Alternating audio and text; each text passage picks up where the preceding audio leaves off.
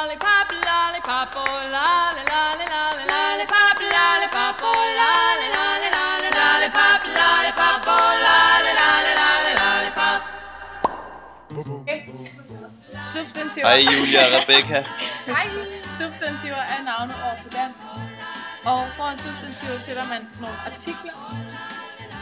Vi starter med de bestemte. Julia, hvor det går? My baby lollipop, tell you why. Du kan Sweeter than apple pie. Det er ingen fucking mening, så bestemte. Vi skulle Dance, motherfucker. Dance. What's up? Okay, skal vi se en dans? Sæt skud ud. Ja, okay. Skud. Sig mig, så skal I skud til, så giver jeg rigtig godt skud til. Skud til Charlotte. Skud til Charlotte. Charlotte gør sine ting godt. Tjek. Det er ikke alle, der kan bære den her stjernetrøje, men Charlotte gør det rigtig godt.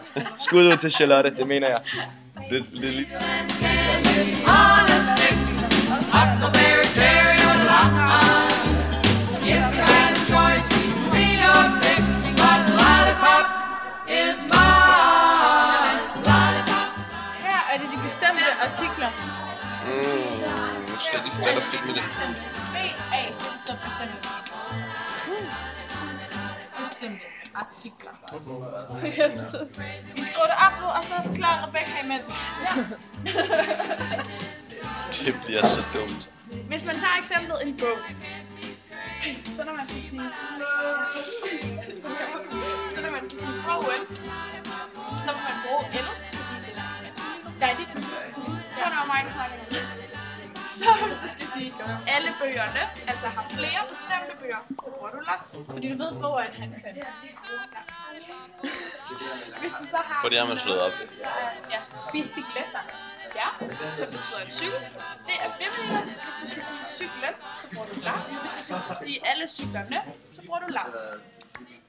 Det var de bestemte artikler. Ja, så har vi det Front that shit.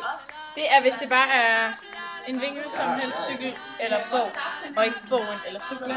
Så bruger man un.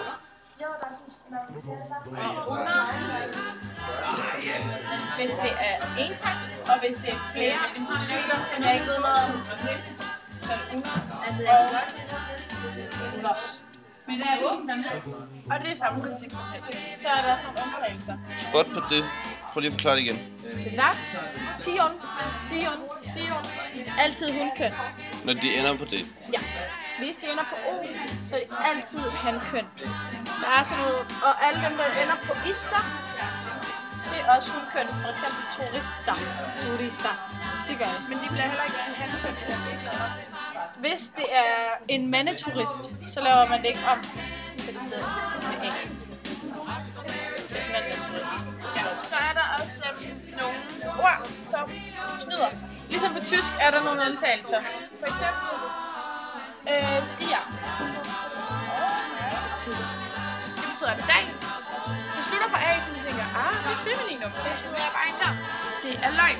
Dia er maskulinum. Der vil altid være nogle undtagelser. Også problemer.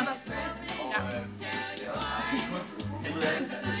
Og hvis man ikke ved det, så slår man op i sin ordbog, og så finder man ud af det. For man skal altid huske at bruge sin ordbog.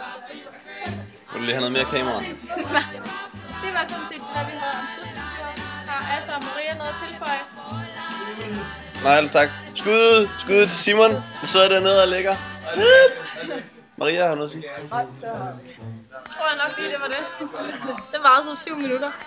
Jeg tror måske. Lollipop, oh lolly, lolly, lolly, lollipop, lollipop, oh lolly, lolly, lolly, lollipop, a lollipop.